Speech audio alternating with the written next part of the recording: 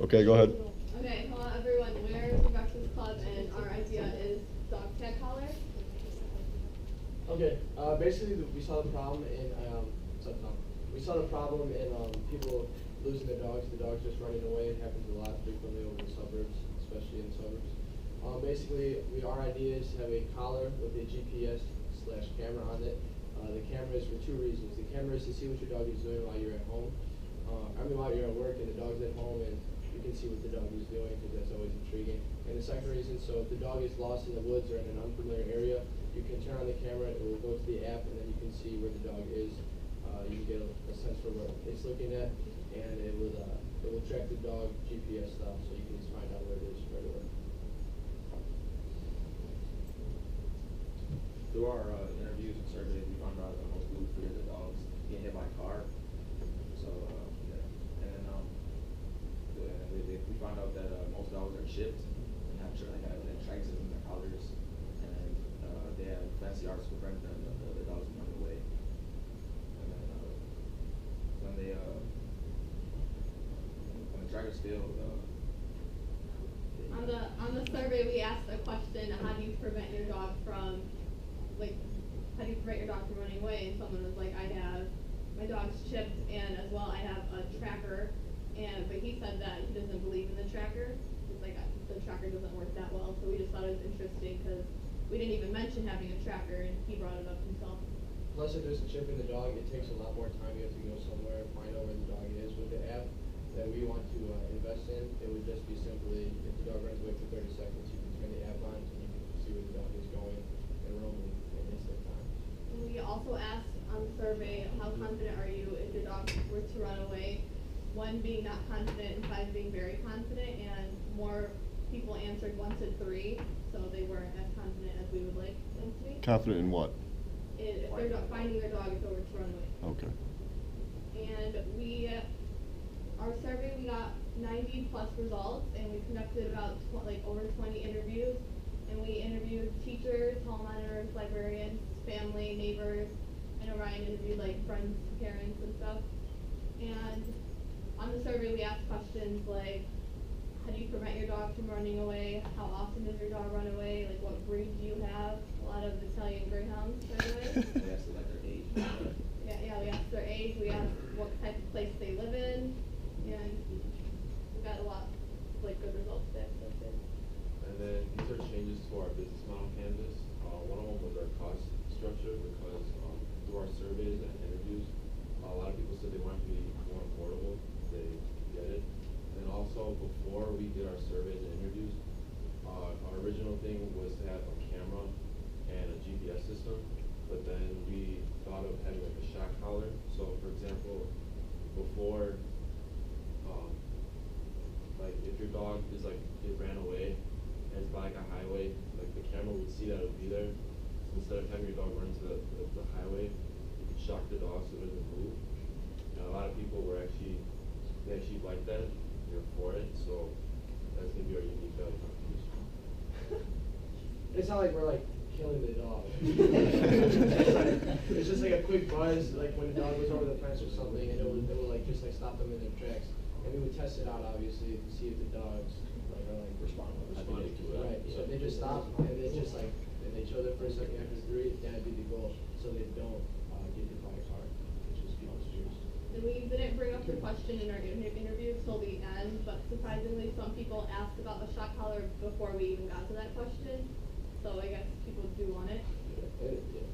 And our conclusion, basically, it just reaffirmed our doubts about, is this an actual problem? Do people actually need it? And it's yes. Oh, she's on Questions? Simi? Is your product only for dogs, food, for other pets like cats? Well, right now this is dogs, but Yeah. in the future, We like to stand. yeah, we're successful. Right on. Yeah. The dog passing the gate, it's like a constant shock, it's The shock would be you wouldn't shock your dog on your property. It would be if he runs a mile down the Woodfield Mall and he's about to go on Higgins. He would shock. You can see that on the GPS on the map. He would shock the dog so it stops right there before it goes, and then you can go. What if it keeps running? Well, Yeah. then you just keep going. We haven't figured out the shocking Right, statistics. and we would want to figure it out so that one shock would be enough for him to stop and you would like just like train, or even like train your dog kind of at home. Shocking. It's not just like train your dog, it's just stop the dog, which it will. Say that loud, please. How you guys gonna test it? We haven't got it yet. Remember, guys, what we're just sharing back now is problem interviews. Is this a problem worth solving? Okay. I mean, these are good questions, and obviously things that are going to have to be addressed. Every group is going to have to address some things down the road. Remember, this is a process. This is a tried and proven process. Right now, we're just in the part of identifying a worthwhile problem, okay, and finding the right market for that problem. Michael? Did anyone ask how the camera's going to be angled and what exactly you'll be able to see if it's around their neck? No, but our mentor, Mr. Barrow, he mentioned that the camera would have to be at an angle because dogs' heads are not like always up, like most of them are down, so we don't want the camera just to be on like looking at the floor. And we're not pivoting from the camera idea yet, but we thought about it going just for a GPS/shocker, and then the camera would be like an extra necessity maybe because it's hard for like a dog. Yeah, because Motorola's making one right now, and there's a few others.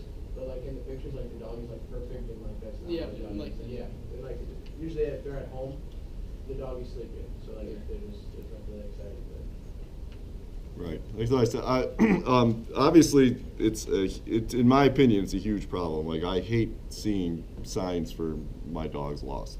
yeah. And I see it just in my neighborhood, how irresponsible people, well, I mean, it happens on accident too, but dogs is getting out. It's literally probably once or twice a month, I'm out with my kids trying to help a neighbor get their dog back. Luckily we're successful, but for every one time we're successful, think of all the people that aren't. And the microchips, our dogs are microchipped, but if they got out, like it really, all that is a number to like a rescue or whoever put the microchip in. I mean, who knows when that microchip went in a dog and what number's on that microchip. And if whoever finds the dog even knows that there is a microchip in there. Right. So the microchips really, It's just like old. It's just like right, it's an outdated technology that's really not useful, to be quite honest. I mean, it's better than nothing. But yeah, the shock collar is going to be an issue. I mentioned it to my wife, and she was like, ooh, so you're telling me the dog's going to always have a shock collar on? That could be an objection. Or do you only put that collar on if you're in a situation where the dog might run away? Is it always on? I mean, I told you my story, right? I should make a movie out of the lost dog we had, right? We fostered a dog. And the day we got the dog, right? So a family dropped it off at our house because they couldn't take care of it. So, like, you're not supposed to let a dog near a door for like 2 weeks. But of course, it was my daughter's birthday. We had all our family over.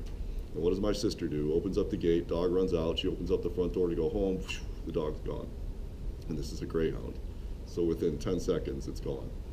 And it was it would have been better off emotionally for my wife if I went missing. Okay? So it was 3 days off work, thousands of flyers, knocking on doors, people calling with sightings, and literally probably we had 100 people searching for this dog, and probably 10 times we were within 20 feet of it and couldn't get it to stop. No matter what food we had, it would not stop. So that's why the temporary shock would be valuable. And you know what ended up having to happen? Somebody drove all the way into the Cook County Animal Rescue in the city and got like a cage large enough for a lion. And we put it into a forest preserve, the last place that someone saw the dog, and got a whole chicken from Jewel. It's one of those cages, if you walk in, you hit something and the door closes behind you. And every 4 hours, for 24 hours, my wife had to go, I wasn't going in. My wife had to go into the forest preserve to make sure that something else didn't get trapped in there. And lo and behold, after about 12 hours, the damn thing was in there. we'd like to. And it was the middle of January, 10 below zero, and the dog weighed 12 pounds. And somehow it survived for 3 days on its own. And my question is, people are like, oh, like if you want to shock your dog, or like, would you rather shock your dog 3 times, or like, would you rather have your dog back? And that's true. It's just the sad truth. Can we go back to your interviews for a minute? I know you did a bunch of surveys. What was the feedback from those surveys regarding anything regarding price points, or what about your competition? Well, there's Motorola, and then there's like another app called Tag. But Tag only has the GPS tracker, not a camera. Motorola has like a camera It's play. too expensive to pay. It's like $200 to actually buy it, and then they only pay like monthly for that.